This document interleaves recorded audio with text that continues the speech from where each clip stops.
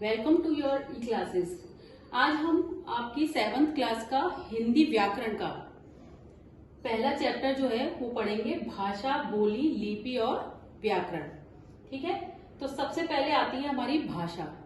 जो भी हम बोलते हैं, जो भी हमारे दिमाग में विचार आते हैं, उनको जब हम दूसरों तक पहुंचाने के लिए जिस साधन का प्रयोग करते हैं वो भाषा कहलाती है। हम बच्चों, अगर आपके दिमाग में कोई बात आती है, मम्मी को कहनी है, अपने दोस्तों को कहनी है, तो हमारे सबसे पहले दिमाग में विचार आता है कि हमें ऐसा करना है, हमें कुछ खाना है या हमें दोस्तों के संग खेलना है। तो उसके लिए हम अपने दिमाग में विचार आता है तो दूसरों तक जिस साधन द्वारा पहुंचाते हैं, बोलकर या लिखकर, तो वही चीज भाषा कहलाती है। तो इसकी ये परिभाषा है, भाषा वह साधन है जिसके द्वारा मनुष्य अपने विचार दूसरों तक पहुंचा सकता है और दूसरों के विचारों को समझ सकता है। तो ये इसकी परिभाषा है कि अपने विचारों को दूसरों तक पहुंचाना और दूसरों की बात को अपने तक समझना।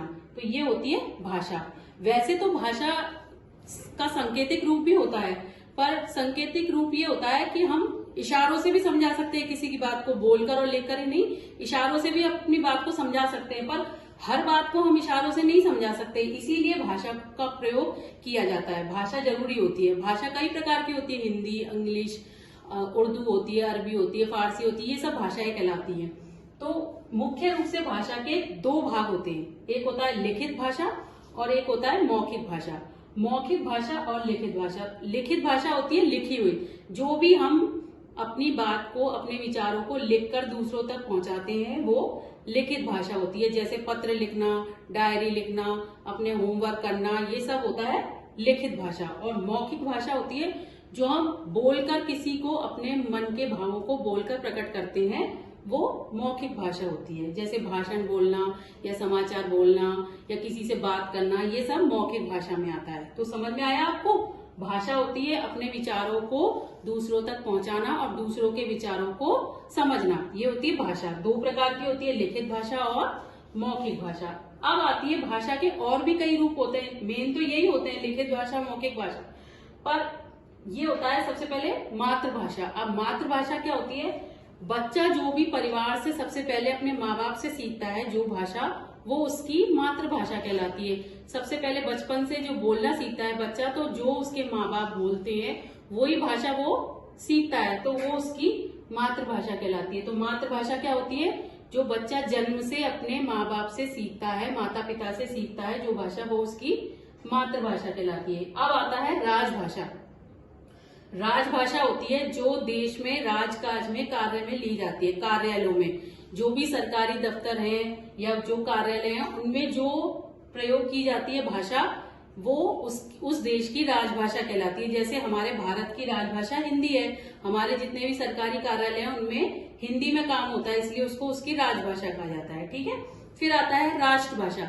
देश के अधिकांश भागों में जो भाषा बोली जाती है उसको उसकी राष्ट्रभाषा कहा जाता है। जैसे हमारे भारत में हिंदी को राष्ट्रभाषा घोषित किया गया है। हमारा जो संविधान है उसकी अनुच्छेद 343 में 14 सितंबर 1949 को हमें हिंदी दिवस के रूप में मनाया जाता है। हिंदी को हमारी राष्ट्रभाषा घोषित किया गया था क्योंकि भारत के अधिकांश भागों में हिंदी बोली जाती है और समझी जाती है, इसलिए इसको राष्ट्रभाषा कहा जाता है। तो तीन तरह की हो गई भाषा।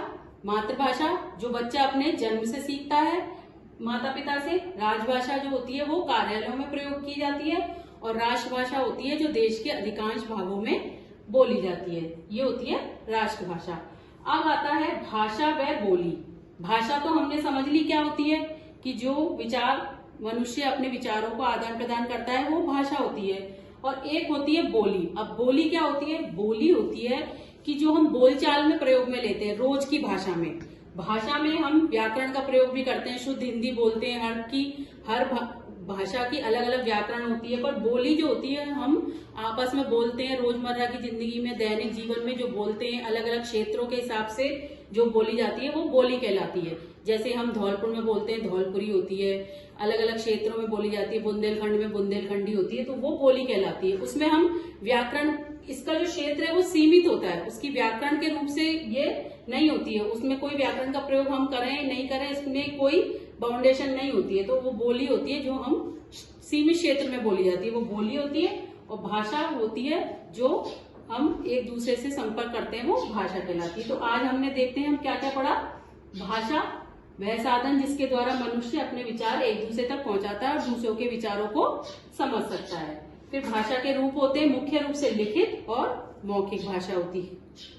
फिर मातृभाषा, राजभाषा और राष्ट्रभाषा पढ़ी हमने, और भाषा और बोली में अंतर समझा। तो आप लोगों को समझ में आया ये कि भाषा क्या होती है, उसके रूप, और राजभाषा, राष्ट्रभाषा, ये सब आप आज बैठ के और दोहराएंगे, इनको देखेंगे अच्छी तरीके से। और आगे फिर हम इसमें लिपि और व्याकरण पढ़ेंगे अगले वीडियो में। ठीक है बच्चों, ओके, बाय।